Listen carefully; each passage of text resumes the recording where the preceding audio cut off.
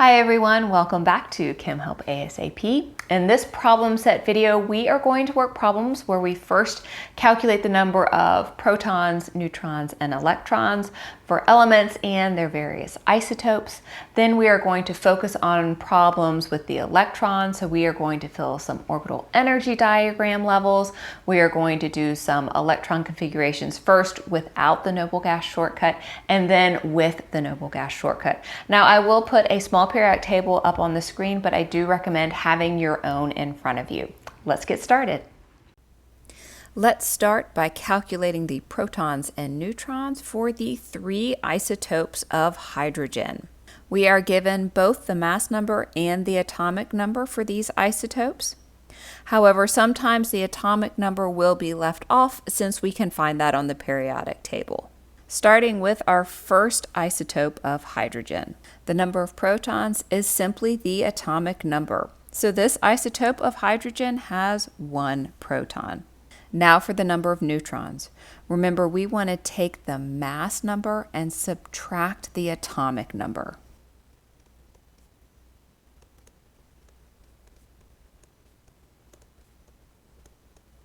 For this isotope of hydrogen, this is simply 1 minus 1, which equals 0. So this first isotope has 0 neutrons. Let's go on to our second isotope. The number of protons is going to remain the same because our atomic number has not changed. So we have 1 proton in this isotope. Our number of neutrons, however, is going to change. Our mass number is now 2. Our atomic number is still 1. So this isotope has 1 neutron. Let's do our last isotope. Again, our number of protons stays the same. It is 1. That is our atomic number. But our mass number has changed once again. We now have a mass number of 3. We're going to subtract that from 1. And we have 2 neutrons. This is the definition of having isotopes. Protons stay the same, neutrons change. Let's continue looking at isotopes, but with a different type of problem. This problem reads, an element with 35 protons has 2 isotopes, one with 44 neutrons and the other with 46 neutrons. Write the isotopes of this unknown element. The first thing we need to do is identify what this element is. Remember, the element identity is tied with the protons, so we need to find the element with the atomic number 35. This is where you need your periodic table. When you find that element with atomic number 35, you will see that element is bromine. So we are looking at the isotopes of bromine. Let's first deal with the isotope that has 44 neutrons. In our previous problem, we took our mass number and subtracted the number of protons to give us our number of neutrons. In this case, we are trying to figure out what the mass number is. So let's rewrite our equation as so. It's a little bit easier to know where to plug our numbers in. We know our number of protons, that's 35. We know that this isotope has 44 neutrons. So therefore, our mass number for this first isotope is 79. When we write our answer, we want to make sure that our atomic number, our number of protons, is subscripted and our mass number is superscripted. So our final answer looks like this. That is one isotope down. Let's figure out the other isotope. Same equation. This time we're going to have different numbers. Our number of protons is still 35. We're still dealing with bromine. But this time we have 46 neutrons. So when we add these together, we get a mass number of 81. Again, this mass number should be superscripted. Our atomic number should be subscripted. And here is what our answer looks like. Now let's start throwing electrons in the mix. One of the most famous of the radioactive elements is uranium. Calculate the number of protons, neutrons, and electrons for uranium-238 and uranium-235. If you wish, you may prefer to rewrite our isotopes so that they look more like the previous problems. Uranium-238 would look like this, and uranium-235 will look like this. Let's start with uranium-238. Find uranium on your periodic table. Let's find the atomic number because that is our number of protons. You'll notice uranium is at the very, very bottom of the periodic table. Its atomic number is 92, so our number of protons is 92. Next, let's do our math and figure out the number of neutrons. Remember, to figure out the number of neutrons, we are going to take our mass number and subtract our number of protons. So our number of neutrons for uranium-238 is 146. Finally, let's do our electrons. These are new in this problem. To figure out our number of electrons, we need to know if we have a neutral atom. Well, yes, both uranium-238 and uranium-235 do not have any charges. Therefore, our number of electrons must equal our number of protons, so our charges are balanced. Therefore, uranium-238 has 92 electrons. That's one isotope down. Let's take a look at uranium-235. Again, our element has not changed. Our atomic number and our number of protons are still 92. To figure out our neutrons, we are now going to take the mass number 235, still subtract the 92 from it, and we get 143 neutrons this time. For our electrons, we know we still have a neutral atom, therefore our number of electrons must equal our number of protons, so we have 92 electrons. You can see again, isotopes have the same number of protons, they just change their number of neutrons. Here is our next problem.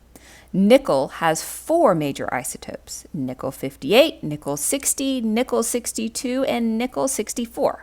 And we want to calculate again protons, neutrons, and electrons for all of these isotopes.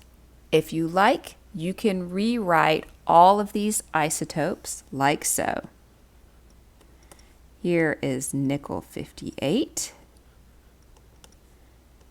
nickel-60, nickel-62, and nickel-64. Starting with nickel-58. To figure out our number of protons, we have to find nickel on the periodic table and figure out what its atomic number is. So checking your periodic table, you will find nickel in the middle. Its atomic number is 28. Therefore, our number of protons is 28.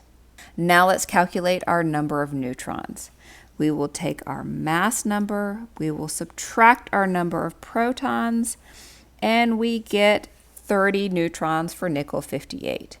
Finally, for electrons, we have a neutral atom, therefore our protons and electrons are equal, so we also have 28 electrons.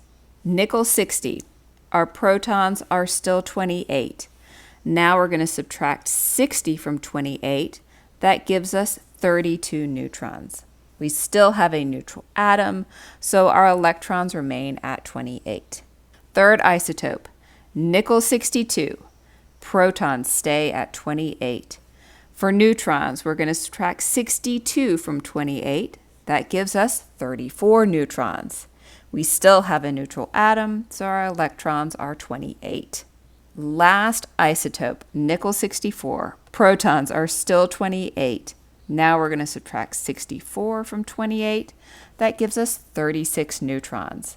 We still have a neutral atom, therefore our electrons are still 28. Let's start taking a closer look at our electrons. This next problem asks us to draw the orbital diagram for fluorine. So let's first get just an empty orbital diagram up.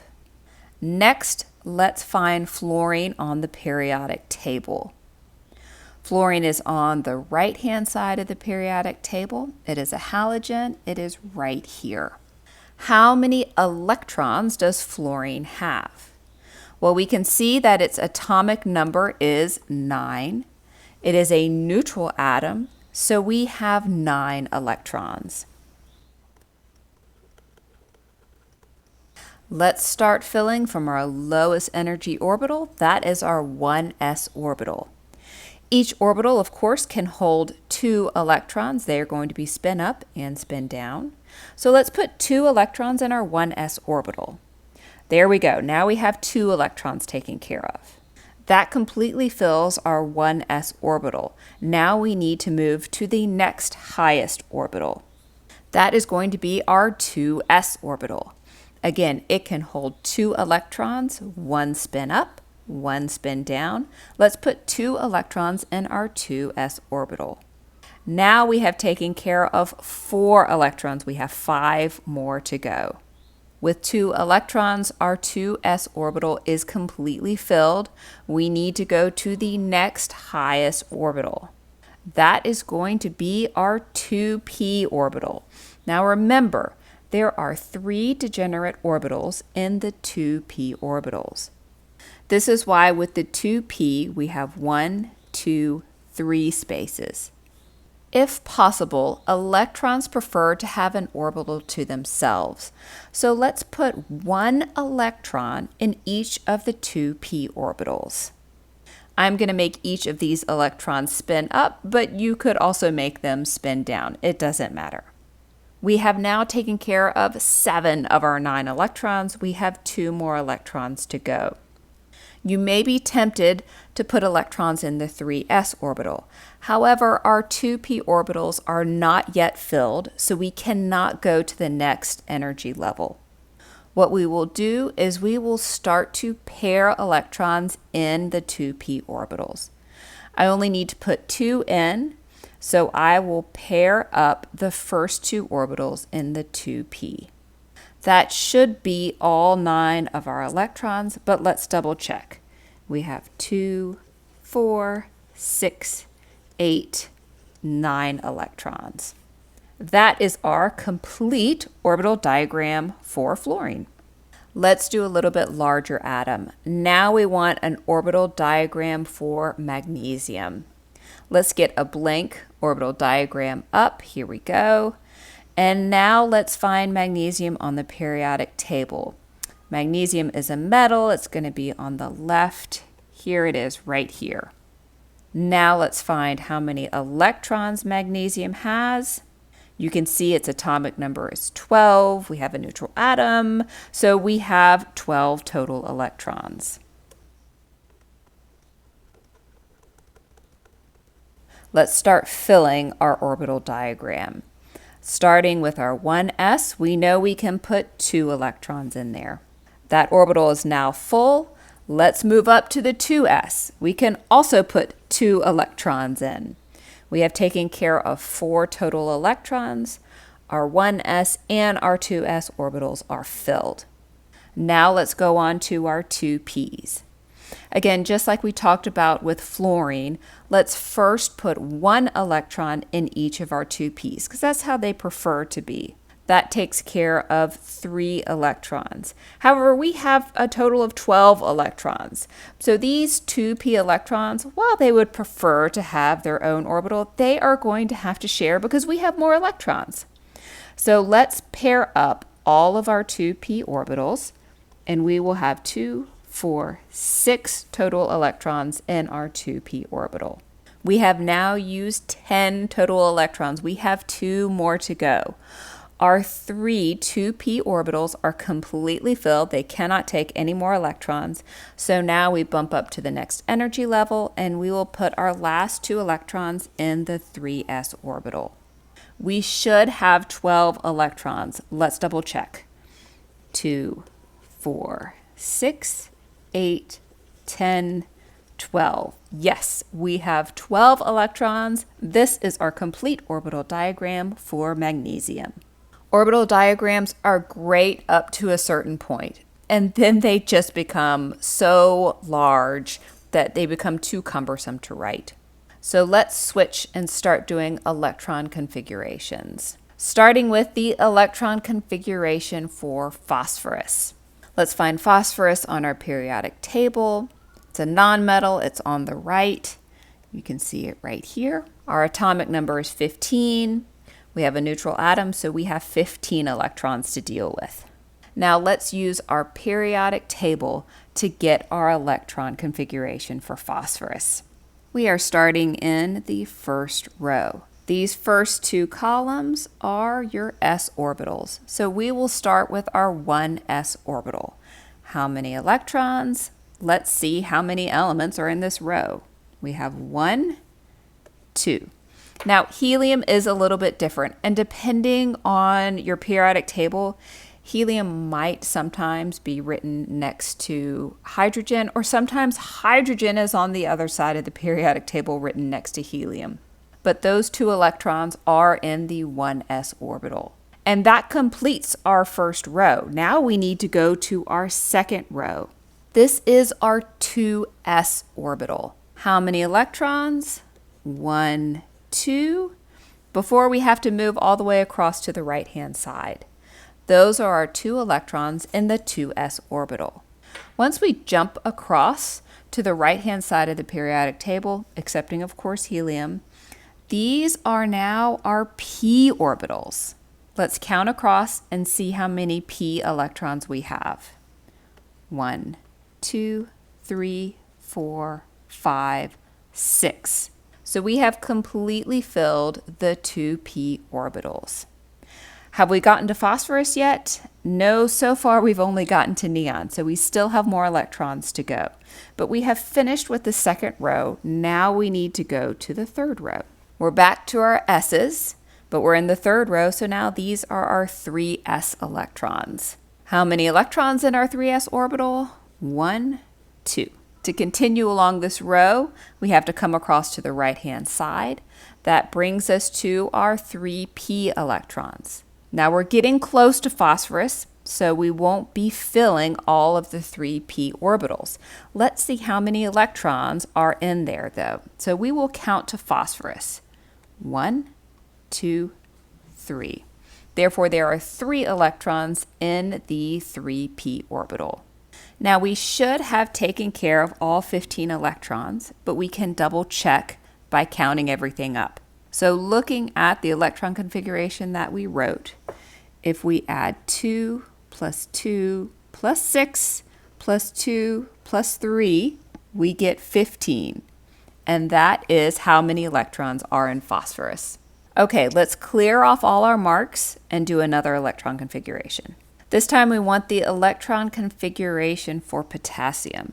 Let's find potassium on the periodic table. It is a metal. It's going to be on the left-hand side.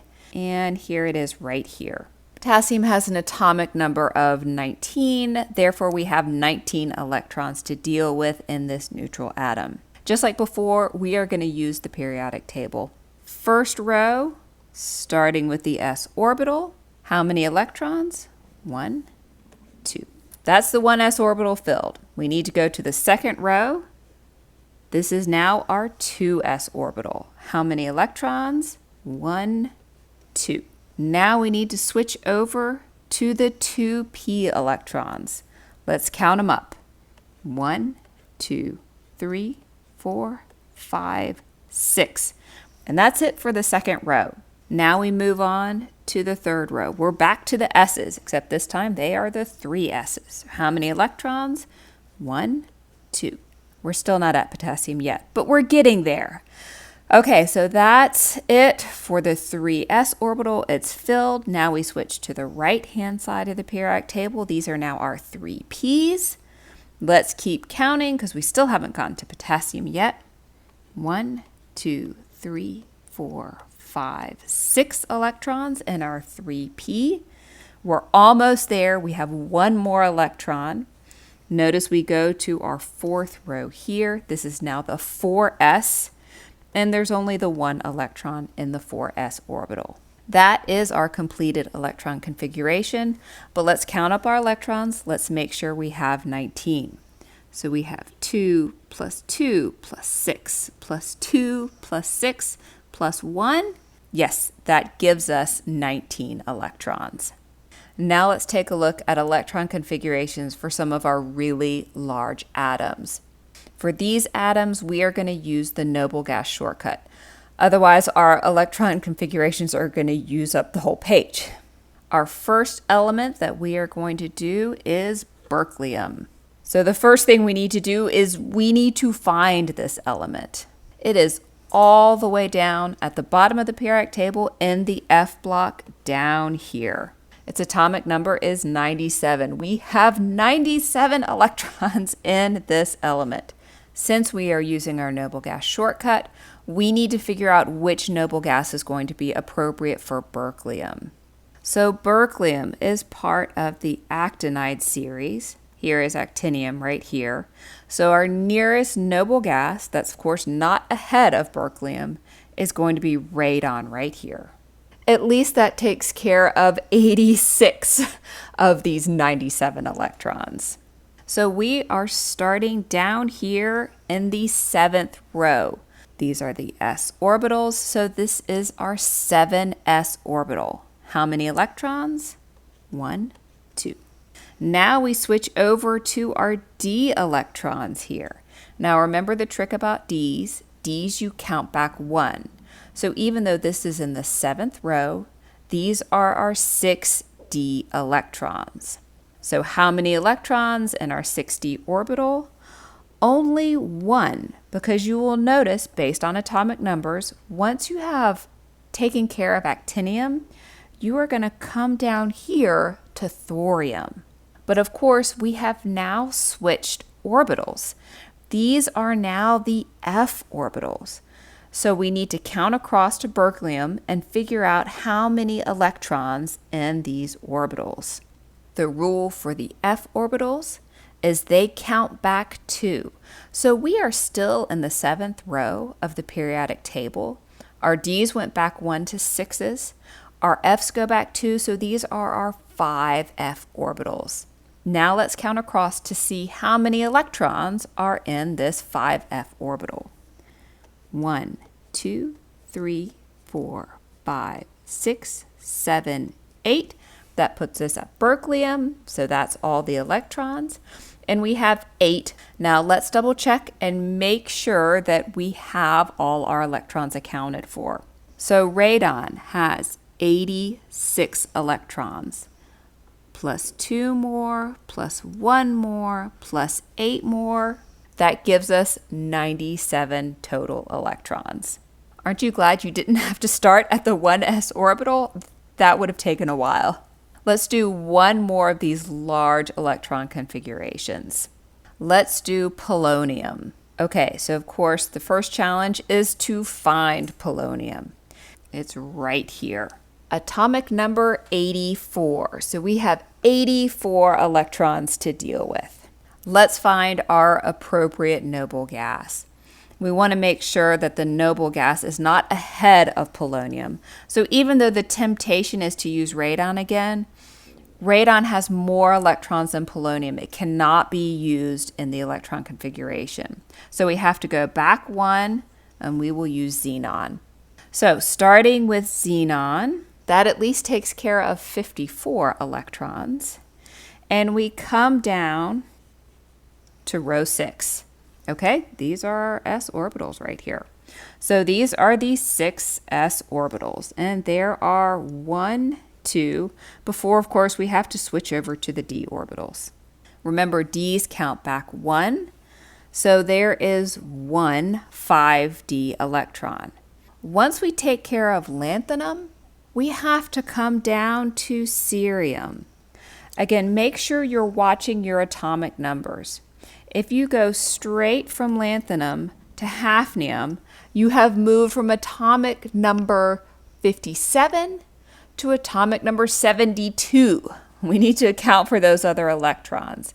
So don't forget your F electrons. But let's go back to counting up. So these are our Fs. Remember, our Fs go back 2. So these are our 4 F electrons. And let's count across. 1, 2, 3, 4, 5, 6, 7, 8, 9, 10, 11, 12, 13, 14. We have 14 4F electrons. Now we can come back around to hafnium. When we come back to hafnium, notice we are returning to the 5d electrons. Now we just need to keep counting across. We've already taken care of lanthanum, so don't count that again. Let's start with hafnium. 1, 2, 3, 4, 5, 6, 7, 8, 9. That's as far as we can go with our 5Ds because then we move on to our p electrons. So as you're counting across, especially when you're in the lower part of the periodic table, don't forget that your Ds and Ps separate right here. So we have 9 more 5D electrons. Now we go back to the p orbitals. These match up with the row we're in, so these are our 6p electrons. And let's count across. 1, 2, 3, 4. And that puts us at polonium. So there are 4 6p electrons. Let's count it up and make sure we have the correct number of electrons. Xenon gives us 54, plus 2, plus 1, plus 14, plus 9, plus 4. That does give us 84 electrons. Now, you can write this electron configuration a different way. If you don't like having your 5D electrons split, you can certainly merge them together. So here is the electron configuration for polonium with all of the 5D electrons together. Either way is perfectly fine. It's really just what you prefer. I hope you found these problems helpful, and thanks so much for watching.